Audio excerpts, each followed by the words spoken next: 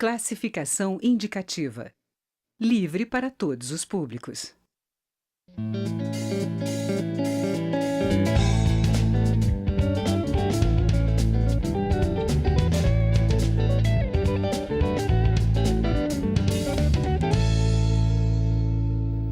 Olá! Desde 2017, a lei fixa no período de 21 a 28 de agosto a Semana Nacional da Pessoa com Deficiência Intelectual e Múltipla. O objetivo é dar visibilidade às demandas para a inclusão social desse segmento da população e também combater o preconceito e a discriminação. O deputado Eduardo Barbosa, do PSDB de Minas Gerais, foi o autor da lei e fala sobre o tema aqui no Palavra Aberta. Eu sou Daniela André e este é um programa da rádio e da TV Câmara. Deputado, bem-vindo ao Palavra Aberta. Muito obrigado, Patrícia. Daniela, desculpa. Não, tudo bem. Deputado, o que exatamente é essa Semana Nacional?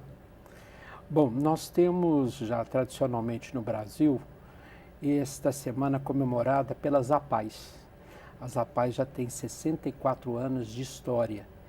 E ela, lá na década de 60, já criou uma semana que era denominada Semana Nacional do Excepcional, porque esta era a nomenclatura utilizada para as pessoas com deficiência intelectual.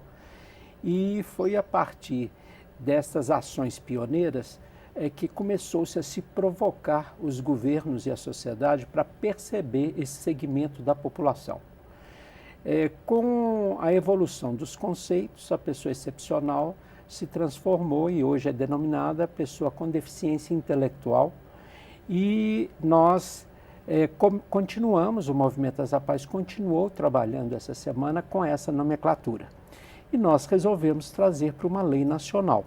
Assim como nós temos o Dia Nacional e Internacional do Síndrome de Down, do autista, nós temos que dar visibilidade também a um grande segmento da população de pessoas com deficiência intelectual, que são pessoas com comprometimentos cognitivos e que justamente são essas pessoas que têm mais dificuldade de se incluir no sistema educacional, no mundo do trabalho, pelas suas características, porque são pessoas que têm processamento de pensamentos diferenciados, às vezes mais lentos, onde a atitude do outro com ele é que facilita o seu processo de participação social, porque muitas vezes nós precisamos ter uma relação com eles, uma interação mais simplificada, inclusive, usando termos mais claros, né, com construções de frases menores, e não trazer muitos adjetivos que trazem para eles dificuldade de entendimento e percepção.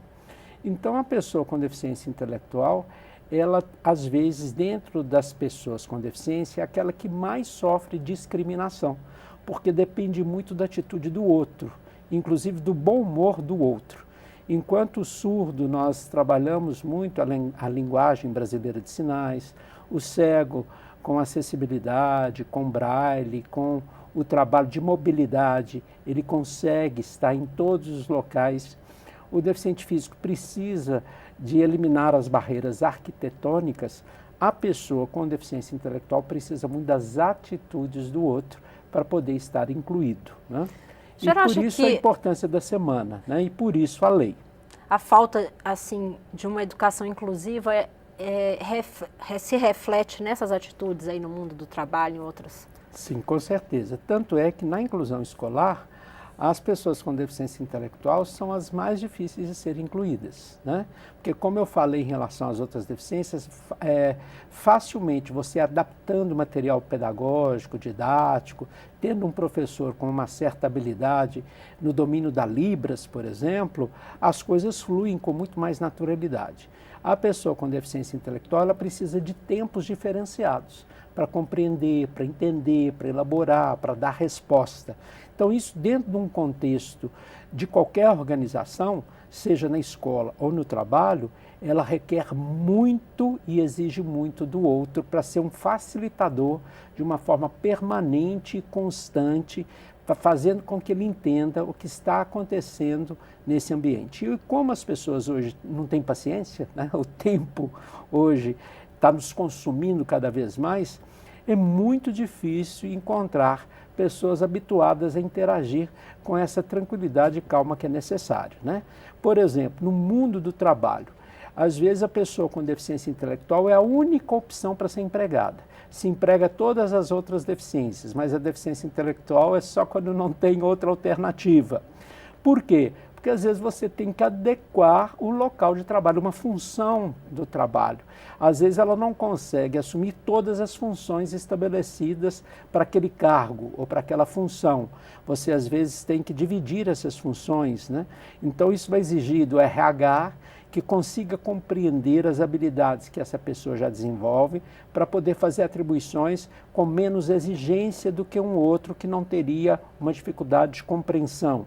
Muitos deles talvez também não conseguem a alfabetização, então você precisa criar outros mecanismos de linguagem para que eles possam identificar, né, para poder estar envolvido no mundo do trabalho, por exemplo. Então a semana ela leva esse debate para a sociedade civil, né? E aí todos aqueles que também desenvolvem políticas públicas. E o tema dessa semana desse ano é justamente fazer com que a família e a própria pessoa com deficiência assuma esse protagonismo para influenciar as políticas públicas. Então, em vez da gente estar falando por eles, é a própria família e a própria pessoa com deficiência ter o contato direto com autoridades, com pessoas que formulam políticas públicas para levar com clareza quais são as dificuldades que eles enfrentam no dia a dia. Agora, deputado, eu imagino que uma das dificuldades, pelo que a gente está conversando aqui, é um desconhecimento que existe por parte de muita gente, ousaria dizer até boa parte da população, das capacidades, das habilidades que podem ser desenvolvidas com essas pessoas. Como vencer aí esse lapso de tempo e conseguir fazer levar essa informação para o maior número de pessoas? Felizmente, né, eu já tenho uma estrada de muitas décadas nesse trabalho, as coisas se evoluem. Aqui mesmo na Câmara hoje nós já temos várias pessoas com deficiência intelectual integradas ao trabalho, né? Mas para que isso acontecesse, o que foi necessário?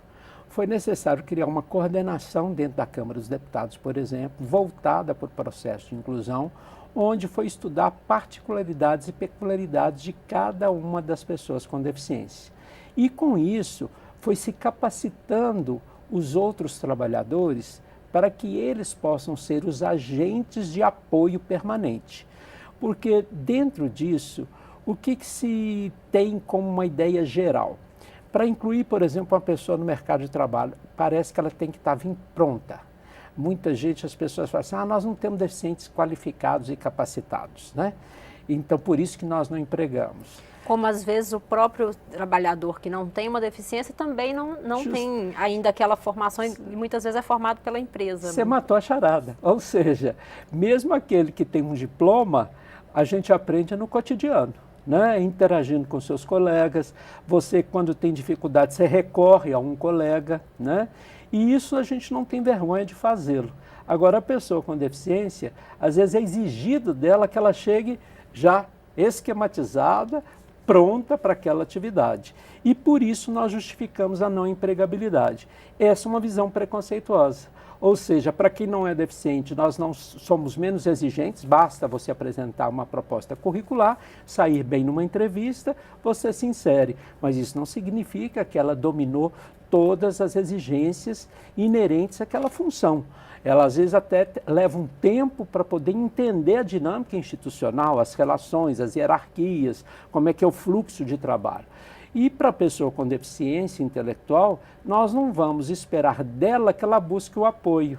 A gente tem que antecipar o apoio, porque ela às vezes tem uma tendência a ficar observando, se sentir perdida e ela foge, ou seja, ela tem medo, porque ela não tem às vezes esse recurso do diálogo fácil de exemplificar, eu não estou sabendo o que é isso.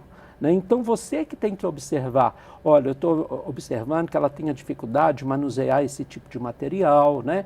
Então você tem que estar atento a essa dificuldade e se colocar ao lado.